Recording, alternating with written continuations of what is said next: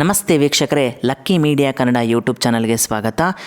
ವೀಕ್ಷಕರೇ, ಯಾರಿನ್ನೂ lucky media Kannada YouTube ಚಾನಲ್ನ subscribe ಮಾಡಿಲ್ಲ, ದಯವಿಟ್ಟು ಸಬ್ಸ್ಕ್ರೈಬ್ ಮಾಡಿ, ಶೇರ್ ಮಾಡಿ ಅಂತ ಹೇಳ್ತಾ, ಸೊ ಯಾರೆಲ್ಲ already lucky media Kannada YouTube channel subscribe ಮಾಡಿದ್ದೀರೋ ಅವ್ರಿಗೆಲ್ಲ ಧನ್ಯವಾದಗಳು ಹೇಳ್ತಾ ಹೋಗ್ತೀನಿ ಗೆಳೆಯರೆ. ಸೊ ಗೆಳೆಯರೆ, ಯಾವ ಸಮೀಕ್ಷೆಯಲ್ಲೂ ಕೂಡ ಸ್ಪಷ್ಟತೆ ಸಿಗದೇ ಇರತಕ್ಕಂತಹ ಲೋಕಸಭಾ ಕ್ಷೇತ್ರಗಳ ಬಗ್ಗೆ ತಿಳಿತಾ ಹೋಗೋಣ. ಸೊ ಈ ಒಂದು ಲೋಕಸಭಾ ಕ್ಷೇತ್ರಗಳಲ್ಲಿ 50-50 ಒಂದು ಅವಕಾಶ ಇದೆ ಅನ್ನುವಂಥದ್ದು. ಸೊ ಯಾರಾದರೂ ಕೂಡ ವಿನ್ ಆಗುವಂಥ ಅವಕಾಶಗಳು ಜಾಸ್ತಿ ಇದೆ ಅನ್ನುವಂಥದ್ದು. ಯಾವುದೇ ರೀತಿಯಾದಂಥ ಸಮೀಕ್ಷೆಯಲ್ಲೂ ಕೂಡ ಈ ಒಂದು ಕ್ಷೇತ್ರಗಳಲ್ಲಿ ಕ್ಲಾರಿಟಿನೇ ಇಲ್ಲ ಸ್ನೇಹಿತರೆ. ಯಾರಾದರೂ ಕೂಡ ವಿನ್ ಆಗುವಂಥ ಸಾಧ್ಯತೆಗಳು ಹೆಚ್ಚಿದೆ ಅನ್ನುವಂಥದ್ದು ತಿಳಿತಾ ಹೋಗಬೇಕಾಗುತ್ತೆ. ಅದರಲ್ಲೂ ಕೂಡ BJP ಮತ್ತು ಕಾಂಗ್ರೆಸ್ ಪೈಪೋಟಿ ಇರ್ತಕ್ಕಂಥ ಕ್ಷೇತ್ರಗಳಾಗಿದೆ ಸ್ನೇಹಿತರೆ. ಸೊ ಮೊಟ್ಟ ಮೊದಲನೇ ಕ್ಷೇತ್ರವನ್ನು ನೋಡ್ತಾ ಹೋಗೋಣ. ಸೊ ದೇಶಾದ್ಯಂತ ಒಂದು ರೀತಿಯಿಂದ ಸುದ್ದಿಯಲ್ಲಿ ಇರ್ತಕ್ಕಂಥ ಬೆಂಗಳೂರು ಗ್ರಾಮಾಂತರ ಲೋಕಸಭಾ ಕ್ಷೇತ್ರ. ಸೊ ಬೆಂಗಳೂರು ಗ್ರಾಮಾಂತರ ಲೋಕಸಭಾ ಕ್ಷೇತ್ರನೂ ಕೂಡ ಒಂದು ಹೈ ಪ್ರೊಫೈಲ್ ಇರುವಂತಹ ಕ್ಷೇತ್ರ ಅಂತ ಹೇಳ್ಬೋದಾಗುತ್ತೆ ಸ್ನೇಹಿತರೆ. ಬಿಕಾಸ್ ಆಫ್ BJPಯಿಂದ ಎನ್ ಮಂಜುನಾಥ್ ಅವರ ಸ್ಪರ್ಧೆಯಿಂದ ಈ ಒಂದು ಕ್ಷೇತ್ರ ತುಂಬ ರಂಗೇರಿದೆ ಅಂತ ಹೇಳ್ಬೋದು. ಇಡೀ ದೇಶವೂ ಕೂಡ ಈ ಒಂದು ಕ್ಷೇತ್ರದ ರಿಸಲ್ಟ್ಗಾಗಿ ಕುತೂಹಲದಿಂದ ಕಾದಿದೆ ಅನ್ನುವಂಥದ್ದು. ಸೊ ಕಾಂಗ್ರೆಸ್ನಿಂದ DK ಸುರೇಶ್ ಸ್ಪರ್ಧೆಯನ್ನು ಮಾಡ್ತಾ ಇದ್ದಾರೆ.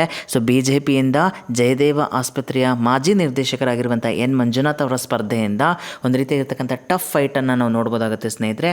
ಬಟ್ DK ಸುರೇಶ್ ಅವರು 2019ರಲ್ಲಿ ಅಲ್ಲಿ ಸಿಟ್ಟಿಂಗ್ MP ಆಗಿರೋದ್ರಿಂದ ಎಲ್ಲೋ ಒಂದು ಕಡೆ DK ಸುರೇಶ್ ಅವರಿಗೆ ಸರ್ಕಾರದ ಕಾಂಗ್ರೆಸ್ನ ಗ್ಯಾರಂಟಿಗಳು ಅವರಿಗೆ ಶ್ರೀರಕ್ಷೆ ಆಗಿದೆ.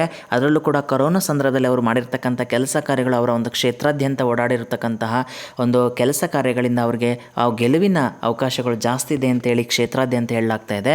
ಬಟ್ ಎನ್ ಮಂಜುನಾಥ್ ಅವರ ಸ್ಪರ್ಧೆಯಿಂದ ಈ ಒಂದು ಬೆಂಗಳೂರು ಗ್ರಾಮಾಂತರ ಲೋಕಸಭಾ ಕ್ಷೇತ್ರ ಕೂಡ ಒಂದು ರೀತಿಯಾಗಿರ್ತಕ್ಕಂಥ ಕ್ಯೂರಿಯಾಸಿಟಿ ಇರ್ತಕ್ಕಂಥ ಕ್ಷೇತ್ರ ಅಂತ ಹೇಳಿ ಕೂಡ ತಪ್ಪಾಗಲಾರದು ಸ್ನೇಹಿತರೆ. ಅದರಲ್ಲೂ ಕೂಡ ನರೇಂದ್ರ ಮೋದಿ ಅವರ ಒಂದು ಮೂರನೇ ಅವಧಿಯ ಒಂದು ಆಸೆ ಏನಿದೆಯಲ್ಲ, ಈ ಮುಖಾಂತರ ಏನಾದರೂ ಬೆಂಗಳೂರು ಗ್ರಾಮಾಂತರ ಮತದಾರ ಏನಾದರೂ ಒಂದು ರೀತಿಯಾಗಿರ್ತಕ್ಕಂಥ ಎನ್ ಮಂಜುನಾಥ್ ಅವರಿಗೆ ಮತ ಹಾಕ್ತಾರ ಅನ್ನುವಂಥದ್ದನ್ನ ನಾವು ಕಾದು ನೋಡಬೇಕಾಗುತ್ತೆ ಸ್ನೇಹಿತರೆ. ಸೊ ಇದು ಕೂಡ ಬೆಂಗಳೂರು ಗ್ರಾಮಾಂತರ ಕೂಡ ಯಾವುದೇ ರೀತಿಯ ಸ್ಪಷ್ಟತೆ ಇಲ್ಲ ಅಂತ ಕೂಡ ಹೇಳ್ಬೋದಾಗುತ್ತೆ ಸ್ನೇಹಿತರೆ. ಸೊ ಯಾರು ಬೇಕಾದರೂ ಕೂಡ ಒಂದು ರೀತಿಯಾಗಿರ್ತ ಕಡಿಮೆ ಅಂತರದ ಮತಗಳಲ್ಲಿ ಜಯಶಾಲಿ ಆಗುವಂಥ ಸಾಧ್ಯತೆಗಳು ಹೆಚ್ಚಿದೆ ಅನ್ನುವಂಥದ್ದು. ಇನ್ನು ಎರಡನೇ ಪ್ರಭಾವಿ ಕ್ಷೇತ್ರ ಅಂತ ಹೇಳಿ ಗುರುತಿಸ್ಕೊಂಡಿರ್ತಕ್ಕಂತಹ ಕ್ಷೇತ್ರ ಯಾವುದಪ್ಪ ಅಂದರೆ ಬೆಳಗಾವಿ ಲೋಕಸಭಾ ಕ್ಷೇತ್ರ. ಸೊ ಬೆಳಗಾವಿ ಲೋಕಸಭಾ ಕ್ಷೇತ್ರ ಕೂಡ ಒಂದು ರೀತಿ 50-50 ಕ್ಷೇತ್ರ ಅಂತ ಹೇಳಿದ್ರು ಕೂಡ ತಪ್ಪಾಗಲಾರ್ದು. ಬಿಕಾಸ್ ಆಫ್ ಇಲ್ಲಿ ಕಾಂಗ್ರೆಸ್ನ ಅದರಲ್ಲೂ ಕೂಡ ಕರ್ನಾಟಕದ ಮಂತ್ರಿಯಾಗಿರುವಂತಹ ಲಕ್ಷ್ಮೀ ಹೆಬ್ಬಾಳ್ಕರ್ ಅವರ ಕ್ಷೇತ್ರ ಆಗಿರುವಂತಹ ಬೆಳಗಾವಿ ಲೋಕಸಭಾ ಕ್ಷೇತ್ರ, ಅವರ ಮಗನಾಗಿರ್ತಕ್ಕಂಥ ಮೃಣಾಲ್ ಹೆಬ್ಬಾಳ್ಕರ್ ಕಾಂಗ್ರೆಸ್ನಿಂದ ಅಭ್ಯರ್ಥಿಯಾಗಿದ್ದರೆ, ಜಗದೀಶ್ ಶೆಟ್ಟರ್ ಅವರು BJP ಅಭ್ಯರ್ಥಿಯಾಗಿದ್ದಾರೆ. ಸೊ ಈ ಒಂದು ಜೂನಿಯರ್ ಸೀನಿಯರ್ನ ನಡುವೆ ಒಂದು ರೀತಿ ಬಿಗ್ ಫೈಟ್ ಅನ್ನು ಏರ್ಪಡಿಸಲಾಗಿದೆ ಅನ್ನುವಂಥದ್ದು ಬೆಳಗಾವಿ ಲೋಕಸಭಾ ಕ್ಷೇತ್ರ. ಸೊ ಇಲ್ಲಿ ಮೃಣಾಲ್ ಹೆಬ್ಬಾಳ್ಕರ್ ಅವರಿಗೆ ತಾಯಿ ಮಾಡಿರ್ತಕ್ಕಂತಹ ಲಕ್ಷ್ಮೀ ಹೆಬ್ಬಾಳ್ಕರ್ ಮಾಡಿರ್ತಕ್ಕಂತಹ ಕೆಲಸ ಕಾರ್ಯಗಳ ಶ್ರೀರಕ್ಷೆ ಆಗಿದ್ದರೆ, ಸೊ ಕಾಂಗ್ರೆಸ್ನ ಈ 5 ಗ್ಯಾರಂಟಿಗಳು ಶ್ರೀರಕ್ಷೆಯಾಗಿ ಮತಗಳಾಗಿ ಕನ್ವರ್ಟ್ ಆಗುತ್ತೆ ಅನ್ನುವಂಥದ್ದನ್ನ ಕಾದು ನೋಡಬೇಕಾಗುತ್ತೆ. ಅದರಲ್ಲೂ ಕೂಡ ಬೆಳಗಾವಿ ಪಾಲಿಟಿಕ್ಸ್ ಅನ್ನುವಂಥದ್ದು ಒಂದು ರೀತಿಯಾಗಿರ್ತಕ್ಕಂತಹ ತುಂಬ ರೋಚಕತೆಯಿಂದ ಕೂಡಿರುವಂತಹ ರಾಜಕೀಯ ವ್ಯವಸ್ಥೆಯಲ್ಲಿದೆ ಅನ್ನುವಂಥದ್ದು ಕೂಡ ನಾವು ತಿಳಿತಾ ಹೋಗಬೇಕಾಗುತ್ತೆ. ಅದರಲ್ಲೂ ಕೂಡ BJP ಅಭ್ಯರ್ಥಿಯಾಗಿರುವಂತಹ ಜಗದೀಶ್ ಶೆಟ್ಟರ್ ಅವರು ಸೊ ಧಾರವಾಡ ಕ್ಷೇತ್ರದಿಂದ ಬೆಳಗಾವಿಗೆ ಅವರನ್ನು ಶಿಫ್ಟ್ ಮಾಡಲಾಗಿದೆ. ಸೊ ಅಲ್ಲೇ ಎಲ್ಲೋ ಒಂದು ಕಡೆ BJPಯ ಸ್ಥಳೀಯ ಮಟ್ಟದಲ್ಲಿ ಯಾವುದೇ ಕೆಲವು ವಿರೋಧ ವ್ಯಕ್ತಪಡಿಸಿದ್ದಾರೆ, ಅವರು ಸ್ಥಳೀಯರಲ್ಲ ಅನ್ನುವಂತಹ ಕಾರಣದಿಂದ ಎಲ್ಲೋ ಒಂದು ಕಡೆ ಈ ಕೆಲವು ಅಂಶಗಳು ಕೂಡ ಎಲ್ಲೋ ಒಂದು ಕಡೆ ಮೃಣಾಲ್ ಹೆಬ್ಬಾಳ್ಕರ್ಗೆ ಪಾಸಿಟಿವ್ ಆದರೂ ಕೂಡ ಸಂಶಯ ಇಲ್ಲ ಅಂತ ಹೇಳ್ಬೋದಾಗುತ್ತೆ ಸ್ನೇಹಿತರೆ. ಸೊ ಒಟ್ಟಾರೆಯಾಗಿ ಈ ಒಂದು ಬೆಳಗಾವಿ ಲೋಕಸಭಾ ಕ್ಷೇತ್ರನೂ ಕೂಡ ಒಂದು ರೀತಿಯಾಗಿರ್ತಕ್ಕಂಥ ಟಫ್, ಅದರಲ್ಲೂ ಕೂಡ ಯಾರೇ ಗೆದ್ದರೂ ಕೂಡ ಒಂದು ರೀತಿ ಕಡಿಮೆ ಅಂತರದಲ್ಲಿ ಜಯಶಾಲಿ ಆಗುವಂಥ ಸಾಧ್ಯತೆಗಳು ಹೆಚ್ಚಿದೆ ಅನ್ನುವಂಥದ್ದು. ಇನ್ನು ಮುಂದಿನ ಕ್ಯೂರಿಯಾಸಿಟಿ ಆಗಿರ್ತಕ್ಕಂತಹ 50-50 ಕ್ಷೇತ್ರ ಯಾವುದಪ್ಪ ಅಂದರೆ ಚಿಕ್ಕೋಡಿ ಲೋಕಸಭಾ ಕ್ಷೇತ್ರ. ಸೊ ಚಿಕ್ಕೋಡಿ ಲೋಕಸಭಾ ಕ್ಷೇತ್ರನೂ ಕೂಡ ಒಂದು ರೀತಿಯಾಗಿರ್ತಕ್ಕಂಥ ಪ್ರತಿಷ್ಠೆಯ ಕಣ ಅಂತ ಹೇಳಿದ್ರು ಕೂಡ ತಪ್ಪಾಗಲಾರ್ದು. ಸೊ ಕಾಂಗ್ರೆಸ್ನಿಂದ ಸತೀಶ್ ಜಾರಕಿಹೊಳಿ ಅವರ ಪುತ್ರಿಯಾಗಿರುವಂಥ ಪ್ರಿಯಾಂಕಾ ಜಾರಕಿಹೊಳಿ ಸ್ಪರ್ಧೆಯನ್ನು ಮಾಡ್ತಾ ಇದ್ದಾರೆ. ಸೊ ಅಪೋಸಿಟ್ ಆಗಿ BJP ಕ್ಯಾಂಡಿಡೇಟ್ ಆಗಿ ಅಣ್ಣಾ ಸಾಹೇಬ್ ಜೊಲ್ಲೆ, ಸೊ ಪ್ರಸ್ತುತ ಸಿಟ್ಟಿಂಗ್ MP ಆಗಿರುವಂತಹ ಅಣ್ಣಾ ಸಾಹೇಬ್ ಜೊಲ್ಲೆ BJPಯಿಂದ ಸ್ಪರ್ಧೆಯನ್ನು ಮಾಡ್ತಾ ಇದ್ದಾರೆ. ಸೊ ಈ ಮುಖಾಂತರ ಒಂದು ರೀತಿಯಾಗಿರ್ತಕ್ಕಂಥ ಈ ಚಿಕ್ಕೋಡಿ ಲೋಕಸಭಾ ಕ್ಷೇತ್ರ ಕೂಡ ಒಂದು ರೀತಿ ತನ್ನದೇ ಆಗಿರ್ತಕ್ಕಂಥ ಕುತೂಹಲತೆಯಿಂದ ಕೂಡಿರುವಂತಹ ಲೋಕಸಭಾ ಕ್ಷೇತ್ರ ಅಂತ ಹೇಳಿದ್ರು ಕೂಡ ತಪ್ಪಾಗಲಾರದು ಸ್ನೇಹಿತರೆ. ಈ ಒಂದು ಚಿಕ್ಕೋಡಿ ಲೋಕಸಭಾ ಕ್ಷೇತ್ರಕ್ಕೆ ಸಂಬಂಧಪಟ್ಟ ಕೂಡ ಯಾವುದೇ ರೀತಿಯಂಥ ಸ್ಪಷ್ಟತೆ ಸಿಗ್ತಾ ಇಲ್ಲ ಯಾವುದೇ ಒಂದು ಸಮೀಕ್ಷೆಯಲ್ಲಿ ಅನ್ನುವಂಥದ್ದು. ಸೊ ತುಂಬ ಕಾರ್ನರ್ಸಲ್ಲಿ ಬಂದು ಕೂಳ್ತಾ ಇದೆ ಕಾಂಗ್ರೆಸ್ ಮತ್ತು BJP ಅನ್ನುವಂಥದ್ದು. ಸೊ ಚಿಕ್ಕೋಡಿ ಲೋಕಸಭಾ ಕ್ಷೇತ್ರದ ಒಂದು ಇತಿಹಾಸವನ್ನು ನೋಡಿದಾಗ ಸೊ ಅಲ್ಲಿ ಕೂಡ ಒಂದು ರೀತಿಯಾಗಿರ್ತಕ್ಕಂಥ ಸುಮಾರು MLAಗಳು ಕಾಂಗ್ರೆಸ್ ಪಕ್ಷದಿಂದ ಇರೋದ್ರಿಂದ ಎಲ್ಲೋ ಒಂದು ಕಡೆ ಲಿಂಗಾಯತರ ಪ್ರಾಬಲ್ಯ ಇರುವಂತಹ ಕ್ಷೇತ್ರ ಅಂತ ಹೇಳಿದ್ರು ಕೂಡ ತಪ್ಪಾಗಲಾರ್ದು. ಅದರಲ್ಲೂ ಕೂಡ 5 ಕ್ಷೇತ್ರಗಳಲ್ಲಿ ಕಾಂಗ್ರೆಸ್ ಎಮ್ ಎಲ್ ಎಗಳಿದ್ದರೆ 3 ಕ್ಷೇತ್ರದಲ್ಲಿ BJP ಎಮ್ ಎಲ್ ಎಗಳಿರೋದ್ರಿಂದ ಎಲ್ಲೋ ಒಂದು ಕಡೆ ಕಾಂಗ್ರೆಸ್ಗೆ ಫೇವರ್ ಇರುವಂತಹ ಕ್ಷೇತ್ರ ಅಂತ ಹೇಳಿದ್ರು ಕೂಡ ತಪ್ಪಾಗಲಾರ್ದು. ಬಟ್ ಒಟ್ಟಾರೆಯಾಗಿ ಜೂನ್ 4ರ ನಂತರ ಇದರ ಒಂದು ಫಲಿತಾಂಶ ನಮಗೆ ಪ್ರಕಟವಾಗ್ತಾ ಹೋಗುತ್ತೆ ಸ್ನೇಹಿತರೆ. ಇನ್ನು ಮುಂದಿನ ಪ್ರೊಫೈಲ್ ಕ್ಷೇತ್ರ ಯಾವುದಪ್ಪ ಅಂದರೆ ಕಲಬುರಗಿ ಲೋಕಸಭಾ ಕ್ಷೇತ್ರ. ಸೊ ಕಲಬುರಗಿ ಲೋಕಸಭಾ ಕ್ಷೇತ್ರದಲ್ಲಿ ಕಾಂಗ್ರೆಸ್ನ ಅಭ್ಯರ್ಥಿಯಾಗಿ ರಾಧಾಕೃಷ್ಣನ್ ಅವರು, ಸೊ ಮಲ್ಲಿಕಾರ್ಜುನ ಖರ್ಗೆ ಕಾಂಗ್ರೆಸ್ನ ಅಧ್ಯಕ್ಷರಾಗಿರುವಂತಹ ಮಲ್ಲಿಕಾರ್ಜುನ ಖರ್ಗೆ ಅವರ ಅಳಿಯರಾಗಿರುವಂಥ ರಾಧಾಕೃಷ್ಣನ್ ಅವರ ಕಾಂಗ್ರೆಸ್ ಅಭ್ಯರ್ಥಿಯಾಗಿದ್ದರೆ, ಉಮೇಶ್ ಜಾಧವ್ 2019ರಲ್ಲಿ ಮಲ್ಲಿಕಾರ್ಜುನ ಖರ್ಗೆ ಎಂಬ ಮಹಾನಾಯಕನನ್ನು ಸೋಲಿಸಿರ್ತಕ್ಕಂಥ ಉಮೇಶ್ ಜಾಧವ್ ಅವರು BJP ಅಭ್ಯರ್ಥಿಯಾಗಿರೋದ್ರಿಂದ ಎಲ್ಲೋ ಒಂದು ಕಡೆ ಕಲಬುರಗಿ ಲೋಕಸಭಾ ಕ್ಷೇತ್ರ ಕೂಡ ಒಂದು ರೀತಿ ಪ್ರತಿಷ್ಠೆಯ ಕಣದಿಂದ ಕೂಡಿರುವಂತಹ ಲೋಕಸಭಾ ಕ್ಷೇತ್ರ ಅಂತ ಹೇಳಿದ್ರು ಕೂಡ ತಪ್ಪಾಗಲಾದ್ರು. ಬಟ್ ಈ ಬಾರಿ ರಾಧಾಕೃಷ್ಣನ್ ಅವರ ಗೆಲುವಿಗಾಗಿ ಸತತ ತುಂಬ ಪ್ರಯತ್ನವನ್ನು ಮಾಡಿದರೆ ಮಲ್ಲಿಕಾರ್ಜುನ ಖರ್ಗೆ ಅನ್ನುವಂಥದ್ದು ಒಂದು ರೀತಿಯಾಗಿರ್ತಕ್ಕಂಥ ಎಮೋಷನಲ್ ಆಗಿರ್ತಕ್ಕಂಥ ಭಾಷಣದ ಮುಖಾಂತರ ಎಲ್ಲೋ ಒಂದು ಕಡೆ ಮತದಾರರನ್ನ ಸೆಳೆಯುವಂಥ ಒಂದು ಪ್ರಯತ್ನವನ್ನು ಮಾಡಿದರೆ, ಸೊ ಈ ಒಂದು ಪ್ರಚಾರ ಕಾರ್ಯದಲ್ಲಿ ತೊಡಗಿಸಿಕೊಂಡಿರೋದ್ರಿಂದ ಯಾವ ರೀತಿಯಾಗಿರ್ತಕ್ಕಂತಹ ರಾಧಾಕೃಷ್ಣನ್ ಅವರಿಗೆ ಮತಗಳ ಕ್ರೋಢೀಕರಣ ಆಗುತ್ತೆ ಅನ್ನುವಂಥದ್ದನ್ನ ಗಮನಿಸ್ಬೋದಾಗುತ್ತೆ.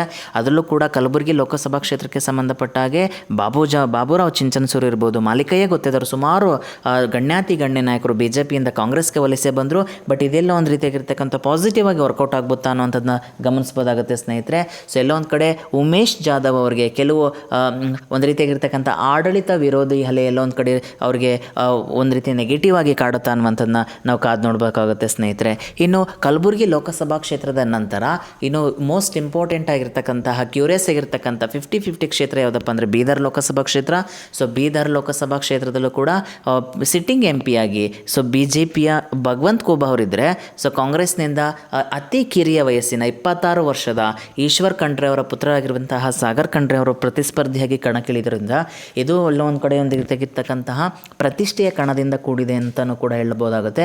ಸೊ ಭಗವಂತ್ ಖೂಬಾ ಅವರಿಗೆ ಲೋಕಲ್ ಮುಖಂಡರಿಂದ ವಿರೋಧ ಇತ್ತು, ಅವರಿಗೆ ಆಡಳಿತ ವಿರೋಧಿ ಅಲೆ ಎದುರಾಗಿದೆ ಸ್ನೇಹಿತರೆ. ಅದರಲ್ಲೂ ಕೂಡ ಲೋಕಲ್ ಸ್ಥಳೀಯ ಮುಖಂಡರ ಯಾವುದೇ ರೀತಿಯಾದಂಥ ಸಹಾಯ ಅವರಿಗೆ ದೊರೆತಿಲ್ಲ ಅನ್ನುವಂಥದ್ದು, ಅವ್ರನ್ನ ಕ್ಯಾಂಡಿಡೇಟ್ ಆಗಿ ಕೂಡ ಮಾಡಬಾರ್ದು ಅನ್ನುವಂಥ ಒಂದು ಗಲಭೆ ಒಂದು ರೀತಿಯಾಗಿರ್ತಕ್ಕಂಥ ಗೊಂದಲ ಸೃಷ್ಟಿಯಾಗಿತ್ತು ಬೀದರ್ ಲೋಕಸಭಾ ಕ್ಷೇತ್ರಕ್ಕೆ ಸಂಬಂಧಪಟ್ಟ ಹಾಗೆ. ಬಟ್ ಅವರಿಗೆ ಟಿಕೆಟನ್ನು ಕೊಡಲಾಗಿತ್ತು. ಬಟ್ ಸಾಗರ್ ಖಂಡ್ರೆ ಅವ್ರಿಗೆ ಎಲ್ಲೋ ಒಂದು ರೀತಿಯಾಗಿರ್ತಕ್ಕಂಥ ತಂದೆ ಮಾಡಿರ್ತಕ್ಕಂತಹ ಕೆಲಸ ಕಾರ್ಯಗಳಿಗೆ ಶ್ರೀರಕ್ಷೆ ಆಗಿದ್ದಾರೆ. ಅದ್ರ ಜೊತೆಗೆ ಕಾಂಗ್ರೆಸ್ನ ಗೌರ್ಮೆಂಟ್ ಕೊಟ್ಟಿರ್ತಕ್ಕಂಥ ಪಂಚ ಏನು ಗ್ಯಾರಂಟಿಗಳಲ್ಲ ಅವು ಎಲ್ಲೋ ಒಂದು ರೀತಿ ಶ್ರೀರಕ್ಷೆಯಾಗಿ ಸಿಗುತ್ತಾ ಅನ್ನುವಂಥದ್ದು ನಾನು ಕಾದು ನೋಡಬೇಕಾಗುತ್ತೆ ಸ್ನೇಹಿತರೆ. ಬಟ್ ಬೀದರ್ ಲೋಕಸಭಾ ಕ್ಷೇತ್ರಕ್ಕೆ ಸಂಬಂಧಪಟ್ಟಾಗ ಇದು ಕೂಡ 50-50 ಕ್ಷೇತ್ರ ಅಂತಲೂ ಕೂಡ ಹೇಳ್ಬೋದು. ಯಾರೇ ವಿನ್ನಾದರೂ ಕೂಡ ಒಂದು ರೀತಿಯಾಗಿರ್ತಕ್ಕಂಥ ಕಡಿಮೆ ಅಂತರದಲ್ಲಿ ವಿಜಯಶಾಲಿ ಆಗುವಂಥ ಸಾಧ್ಯತೆಗಳು ಹೆಚ್ಚಿದೆ ಅನ್ನುವಂಥದ್ದು. ಸೊ ಈ ಒಂದು ಲೋಕಸಭಾ ಕ್ಷೇತ್ರದ ನಂತರ ಬೀದರ್ ಲೋಕಸಭಾ ಕ್ಷೇತ್ರದ ನಂತರ ಅತಿ ಇಂಪಾರ್ಟೆಂಟ್ ಆಗಿರ್ತಕ್ಕಂಥ 50-50 ಕ್ಷೇತ್ರ ಯಾವುದಪ್ಪ ಅಂತಂದರೆ ದಾವಣಗೆರೆ ಲೋಕಸಭಾ ಕ್ಷೇತ್ರ ಅಂತ ಹೇಳ್ಬೋದು. ಸೊ ದಾವಣಗೆರೆ ಲೋಕಸಭಾ ಕ್ಷೇತ್ರನೂ ಕೂಡ ಅತಿ ಇಂಪಾರ್ಟೆಂಟ್ ಆಗಿರ್ತಕ್ಕಂಥ ಲೋಕಸಭಾ ಕ್ಷೇತ್ರ. ಬಿಕಾಸ್ ಆಫ್ ಎರಡೂ ಪಕ್ಷಗಳಿಂದನೂ ಕೂಡ ಮಹಿಳಾ ಅಭ್ಯರ್ಥಿಗಳ ಸ್ಪರ್ಧೆಯಿಂದ ಈ ಒಂದು ಕ್ಷೇತ್ರ ತುಂಬ ಪ್ರಮುಖ ಒಂದು ಕ್ಷೇತ್ರವಾಗಿ ಕಾಣಿಸ್ತಾ ಇದೆ ಸ್ನೇಹಿತರೆ. ಸೊ ಈ ಒಂದು ಕ್ಷೇತ್ರಕ್ಕೆ ಸಂಬಂಧಪಟ್ಟ ಹಾಗೆ ದಾವಣಗೆರೆ ಲೋಕಸಭಾ ಕ್ಷೇತ್ರನೂ ಕೂಡ ಒಂದು ರೀತಿಯಾಗಿರ್ತಕ್ಕಂಥ ಎರಡು ಕುಟುಂಬಗಳ ನಡುವೆ ನಡೆರ್ತಕ್ಕಂಥ ಒಂದು ಹೋರಾಟ ಅಂತ ಹೇಳಿದ್ರು ಕೂಡ ತಪ್ಪಾಗಲಾರ್ದು. Shamanur family versus Siddeshwara family ಅಂತ ಹೇಳ್ಬೋದಾಗುತ್ತೆ. ಸೊ ಶಾಮನೂರು ಶಿವಶಂಕರಪ್ಪನವರ ಸೊಸೆಯಾಗಿರುವಂತಹ ಪ್ರಭಾ ಮಲ್ಲಿಕಾರ್ಜುನ ಅವರು ಕಾಂಗ್ರೆಸ್ ಅಭ್ಯರ್ಥಿಯಾಗಿದ್ದರೆ, ಸೊ GM ಸಿದ್ದೇಶ್ವರ್ ಅವರು ಸಿಟ್ಟಿಂಗ್ MP ಆಗಿದ್ದಂಥ GM ಸಿದ್ದೇಶ್ವರ್ ಅವರಿಗೆ ಟಿಕೆಟನ್ನು ನಿರಾಕರಣೆ ಮಾಡಿ ಸೊ GM ಸಿದ್ದೇಶ್ ಅವರ ಪತ್ನಿಯಾಗಿರುವಂಥ ಗಾಯತ್ರಿ ಸಿದ್ದೇಶ್ ಅವರಿಗೆ ಟಿಕೆಟನ್ನು ಕನ್ಫರ್ಮ್ ಮಾಡಲಾಗಿತ್ತು. ಸೊ ಈ ಮುಖಾಂತರ BJP ಮತ್ತು ಕಾಂಗ್ರೆಸ್ನ ನಡುವೆ ಎರಡು ಮಹಿಳಾ ಸ್ಪರ್ಧಿಗಳ ನಡುವೆ ತುಂಬ ಒಂದು ರೀತಿಯಾಗಿರ್ತಕ್ಕಂಥ ತೀವ್ರ ಪೈಪೋಟಿಯಿಂದ ಕೂಡಿದೆ ಸ್ನೇಹಿತರೆ ಈ ಒಂದು ಕ್ಷೇತ್ರ ಅನ್ನುವಂಥದ್ದು. ಸೊ ಯಾವುದೇ ಒಂದು ಸಮೀಕ್ಷೆಯಲ್ಲೂ ಕೂಡ ಒಂದು ರೀತಿಯಾಗಿರ್ತಕ್ಕಂಥ ಇಬ್ಬರ ನಡುವೆ ಈಕ್ವಾಲಿಟಿ ಇದೆ ಅನ್ನುವಂತಹ ಒಂದು ಸಮೀಕ್ಷೆಯನ್ನು ಕೊಡ್ತಾ ಇದ್ದರೆ, ಇದೊಂದು ರೀತಿ 50-50 ಕ್ಷೇತ್ರ ಅಂತ ಹೇಳಿದ್ರು ಕೂಡ ತಪ್ಪಾಗಲಾರ್ದು ಸ್ನೇಹಿತರೆ.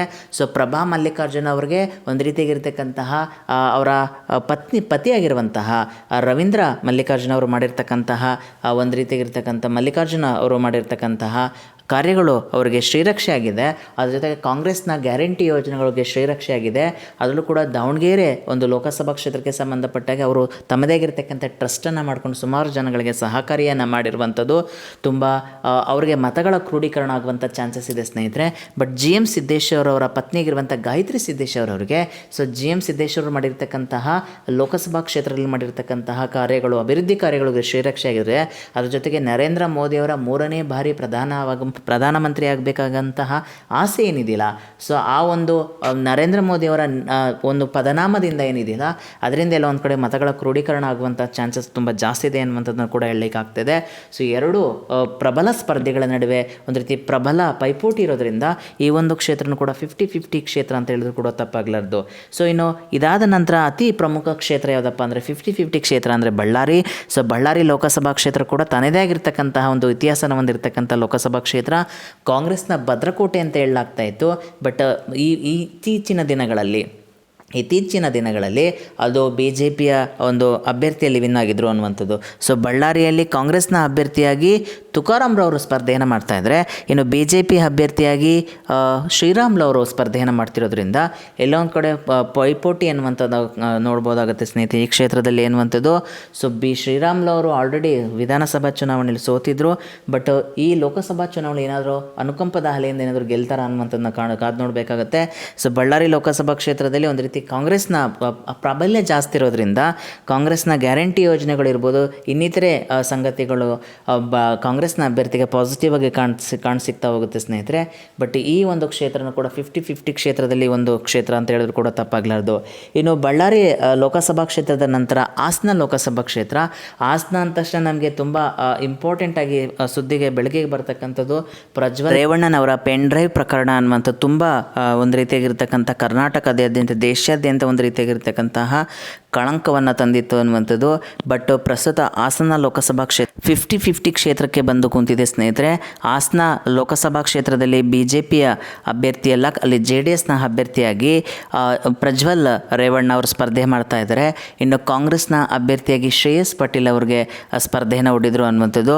ಸೊ ಕಾಂಗ್ರೆಸ್ ಮತ್ತು JDSನ ಒಂದು ರೀತಿ ಪೈಪೋಟಿ ಜಾಸ್ತಿ ಇದೆ ಅಂತ ಹೇಳ್ಬೋದು. ಸೊ JDSನ ಭದ್ರಕೋಟೆ ಅಂತ ಹೇಳಲಾಗ್ತಿದೆ ಅಂತ ಹಾಸನ ಇತ್ತೀಚಿನ ದಿನಗಳಲ್ಲಿ ನಡೆದಿರ್ತಕ್ಕಂಥ ಕೆಲವು ಘಟನಾವಳಿಗಳಿಂದ ಎಲ್ಲೋ ಒಂದು ಕಡೆ JDSನಿಂದ ಕಾಂಗ್ರೆಸ್ ಕಿತ್ಕೊಳ್ಳುವಂಥ ಅವಕಾಶ ಇದೆ ಈ ಕ್ಷೇತ್ರ ಅಂತ ಹೇಳಲಾಗ್ತಿದೆ. ಬಟ್ ಶ್ರೇಯಸ್ ಪಾಟೀಲ್ ಮತ್ತು ಪ್ರಜ್ವಲ್ ರೇವಣ್ಣ ನಡುವೆ ಒಂದು ರೀತಿ 50-50 ಆಗಿ ಕಾಣಿಸಿಕ್ತಾ ಇದೆ ಸ್ನೇಹಿತರೆ ಕ್ಷೇತ್ರಾದ್ಯಂತ ಅನ್ನುವಂಥದ್ದು. ಸೊ JDSಗೆ ಎಲ್ಲೋ ಒಂದು ಕಡೆ BJPಯ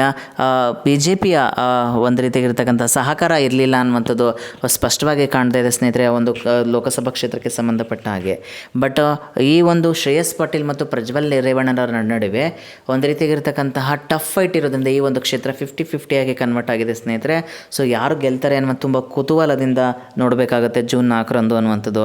ಇನ್ನು ಈ ಹಾಸನ ಲೋಕಸಭಾ ಕ್ಷೇತ್ರದ ನಂತರ ತುಂಬ ಇಂಪಾರ್ಟೆಂಟ್ ಆಗಿರ್ತಕ್ಕಂಥ 50-50 ಕ್ಷೇತ್ರ ಯಾವುದಪ್ಪ ಅಂದರೆ ಕೊಪ್ಪಳ ಲೋಕಸಭಾ ಕ್ಷೇತ್ರ. ಸೊ ಕೊಪ್ಪಳ ಲೋಕಸಭಾ ಕ್ಷೇತ್ರದಲ್ಲಿ ಕಾಂಗ್ರೆಸ್ನ ಅಭ್ಯರ್ಥಿಯಾಗಿ ರಾಜಶೇಖರ್ ಇಟ್ನಾಳ್ ಅವರಿದ್ದರೆ, ಸೊ BJP ಅಭ್ಯರ್ಥಿಯಾಗಿ ಬಸವರಾಜ್ ಎಸ್ ಅವರು ಕ್ಯಾವಟರ್ ಅವರು ಸ್ಪರ್ಧೆಯನ್ನು ಮಾಡ್ತಾ ಇದ್ದಾರೆ. ಸೊ ಕೊಪ್ಪಳ ಲೋಕಸಭಾ ಕ್ಷೇತ್ರನೂ ಕೂಡ ಒಂದು ರೀತಿ ಕಾಂಗ್ರೆಸ್ನ ಪ್ರಾಬಲ್ಯ ಇರುವಂಥ ಕ್ಷೇತ್ರ. ಬಟ್ BJPಯಿಂದ ಅಲ್ಲಿ ಕರಡಿ ಸಂಗಣ್ಣನವರು ಬಂಡಾಯವನ್ನು ಎದ್ದು ಅವರು ಕಾಂಗ್ರೆಸ್ನ ಸೇರ್ಪಡೆಗೋದ್ರಿಂದ ಎಲ್ಲ ಒಂದು ಕಡೆ ಮತಗಳು ಒಂದು ರೀತಿಯಾಗಿರ್ತಕ್ಕಂತಹ ಕಾಂಗ್ರೆಸ್ನ ಕಡೆ ಮತ ಪ್ರಮಾಣ ಜಾಸ್ತಿ ಇರ್ಬೋದು ಅನ್ನುವಂಥದ್ದು ಒಂದು ಕ್ಲಾರಿಟಿ ಸಿಗ್ತಾ ಇಲ್ಲ ಸ್ನೇಹಿತರೆ. ಬಟ್ ಈ ಒಂದು ಕೊಪ್ಪಳ ಲೋಕಸಭಾ ಕ್ಷೇತ್ರ ಒಂದು ರೀತಿಯಾಗಿರ್ತಕ್ಕಂಥ 50-50 ಕ್ಷೇತ್ರ ಅಂತ ಹೇಳಿದ್ರು ಕೂಡ ತಪ್ಪಾಗಲಾರ್ದು. ಸೊ ಯಾರೇ ಗೆದ್ದರೂ ಕೂಡ ಕೆಲವು ಅಂತರದ ಮತಗಳಿಂದ ವಿಜಯಶಾಲಿ ಆಗ್ತಾರೆ ಅನ್ನುವಂಥದ್ದನ್ನ ಗಮನಿಸ್ಬೋದಾಗುತ್ತೆ ಸ್ನೇಹಿತರೆ. ಸೊ ಕೊಪ್ಪಳ ಲೋಕಸಭಾ ಕ್ಷೇತ್ರದಲ್ಲಿ ಯಾರು ವಿಜಯಶಾಲಿ ಆಗ್ತಾರೆ ಅನ್ನುವಂಥದ್ದು ಜೂನ್ 4ರಂದು ಸ್ಪಷ್ಟವಾಗಿ ತಿಳಿತಾ ಹೋಗುತ್ತೆ. ಇನ್ನು last but not the least ಅನ್ನುವಂತಹ ಒಂದು ಲೋಕಸಭಾ ಕ್ಷೇತ್ರ ತುಮಕೂರು ಲೋಕಸಭಾ ಕ್ಷೇತ್ರ. ಸೊ 10ನೇ 50-50 ಕ್ಷೇತ್ರ ಯಾವುದಪ್ಪ ಅಂದರೆ ತುಮಕೂರು ಲೋಕಸಭಾ ಕ್ಷೇತ್ರ. ಸೊ ತುಮಕೂರು ಲೋಕಸಭಾ ಕ್ಷೇತ್ರದಲ್ಲಿ ಕಾಂಗ್ರೆಸ್ನ ಅಭ್ಯರ್ಥಿಯಾಗಿ ಮುದ್ದಹನುಮೇಗೌಡ ಅವರು ಸ್ಪರ್ಧೆ ಮಾಡ್ತಾ ಇದ್ದಾರೆ. ಸೊ BJP ಅಭ್ಯರ್ಥಿಯಾಗಿ ವಿ ಸೋಮಣ್ಣನವರು ಸ್ಪರ್ಧೆಯನ್ನು ಮಾಡ್ತಾಯಿದ್ರು. ಸೊ ವಿ ಸೋಮಣ್ಣನವರು ವಿಧಾನಸಭಾ ಕ್ಷೇತ್ರದಲ್ಲಿ ಲಾಸ್ಟ್ ಟೈಮ್ ಸೋತಿದ್ರು ಅನ್ನುವಂಥದ್ದು ತುಂಬ ವಿಶೇಷ ಆಗುತ್ತೆ ಸ್ನೇಹಿತರೆ. ಸೊ ಪ್ರಸ್ತುತ BJPಯಿಂದ ಮುದ್ದಹನುಮೇಗೌಡ ಕಾಂಗ್ರೆಸ್ಗೆ ವಲಸೆ ಬಂದು ಟಿಕೆಟನ್ನು ಗಿಟ್ಟಿಸ್ಕೊಂಡ್ರು. ಬಟ್ ತುಮಕೂರು ಲೋಕಸಭಾ ಕ್ಷೇತ್ರದಲ್ಲೂ ಕೂಡ ಒಂದು ರೀತಿಯಾಗಿರ್ತಕ್ಕಂತಹ ಪ್ರಭಾವ ಜಾಸ್ತಿ ಇದೆ ಕಾಂಗ್ರೆಸ್ನ ಪ್ರಭಾವ ಅನ್ನುವಂಥದ್ದು. ಬಟ್ BJPಗೆ ಅದರದೇ ಆದಂತಹ ಅಲ್ಲಿ ಮತಗಳ ಕ್ರೋಢೀಕರಣ ಆಗುವಂಥ ಅವಕಾಶಗಳು ತುಂಬ ಜಾಸ್ತಿ ಇದೆ ಅಂತ ಹೇಳಲಾಗ್ತಾ ಇದೆ. ಸೊ ತುಮಕೂರು ಲೋಕಸಭಾ ಕ್ಷೇತ್ರದಲ್ಲಿ ಕೂಡ ಒಂದು ರೀತಿಯಾಗಿರ್ತಕ್ಕಂಥ ಟಫ್ ಫೈಟನ್ನು ನಾವು ನೋಡ್ತಿದ್ದೀವಿ ಸ್ನೇಹಿತರೆ. ಸೊ ಇಲ್ಲಿ ಕೂಡ ಒಂದು ಕ್ಲಾರಿಟಿ ಇಲ್ಲ, ಯಾರೇ ಗೆದ್ದರೂ ಕೂಡ ಕೆಲವು ಮತಗಳ ಅಂತರದಿಂದ ಗೆಲುವಿನ ಅವಕಾಶ ತುಂಬ ಜಾಸ್ತಿ ಇದೆ ಎನ್ನುವಂಥದ್ದು. ಸೊ ಒಟ್ಟಾರೆಯಾಗಿ 10 ಲೋಕಸಭಾ ಕ್ಷೇತ್ರಗಳ ಪೈಕಿ ನಾವು 50-50 50-50 ಶೇಕಡಾವಾರು ಇರುವಂಥದ್ದನ್ನು ನಾವು ಗಮನಿಸ್ತೀವಿ ಸ್ನೇಹಿತರೆ. ಸೊ ಇದೇ ಫೈನಲ್ ಅಂತ ಹೇಳೋಕ್ಕಾಗಲ್ಲ. ಸೊ ಯಾವುದೇ ಒಂದು ಸಮೀಕ್ಷೆಗಳು ಕೂಡ ಒಂದು ರೀತಿಯಾಗಿರ್ತಕ್ಕಂಥ ಸತ್ಯಕ್ಕೆ ಸ್ವಲ್ಪ ನಿಯರ್ ಇರುತ್ತೆ ಅನ್ನುವಂಥದ್ದು. ಬಟ್ ಅದೇ ಫೈನಲ್ ಅಂತ ಹೇಳೋಕ್ಕಾಗಲ್ಲ. ಯಾವುದೇ ಸಮೀಕ್ಷೆಗಳು ಬಂದರೂ ಕೂಡ ಕೊನೆಯದಾಗಿ ನಾವು ಒಂದು ರೀತಿಯಾಗಿರ್ತಕ್ಕಂಥ ಚುನಾವಣಾ ಆಯೋಗದಿಂದ ಫಲಿತಾಂಶ ಬಂದ ನಂತರ ಕ್ಲಾರಿಟಿ ಸಿಗ್ತಾ ಹೋಗುತ್ತೆ ಸ್ನೇಹಿತರೆ. ಸೊ ಆ ಕ್ಷಣ ಮತ್ತು ಒಂದು ದಿನದ ವಿಶೇಷತೆಯನ್ನು ಕುರಿತು ತೊಗೊಂಬಂದಿರ್ತಕ್ಕಂಥ ವಿಡಿಯೋ ಇರುತ್ತೆ ಸ್ನೇಹಿತರೆ. ಸೊ ಯಾವುದೇ ಸಮೀಕ್ಷೆಯನ್ನು ಕೂಡ ಫೈನಲ್ ಅಂತ ಹೇಳುವಂಥದ್ದಲ್ಲ ನನ್ನ ಅಭಿಪ್ರಾಯ. ಸೊ ಫೈನಲಿಗೆ ಜೂನ್ 4ರಂದು ಮಾತ್ರ ಒಂದು ಸತ್ಯವಾದಂತಹ ಫಲಿತಾಂಶ ಹೊರಬೀಳ್ತಾ ಹೋಗುತ್ತೆ. ಸೊ ಯಾರಿನ್ನೂ lucky media Kannada YouTube channel subscribe ಮಾಡಿಲ್ಲ, ದಯವಿಟ್ಟು ಸಬ್ಸ್ಕ್ರೈಬ್ ಮಾಡಿ, ಶೇರ್ ಮಾಡಿ, ಲೈಕ್ ಮಾಡಿ. ಥ್ಯಾಂಕ್ ಯು ಸೋ ಮಚ್ ಗೆಳೆಯರೇ. ನನ್ನ ಚಾನಲ್ಗೆ ಸಪೋರ್ಟ್ ಮಾಡಿ. Thank you.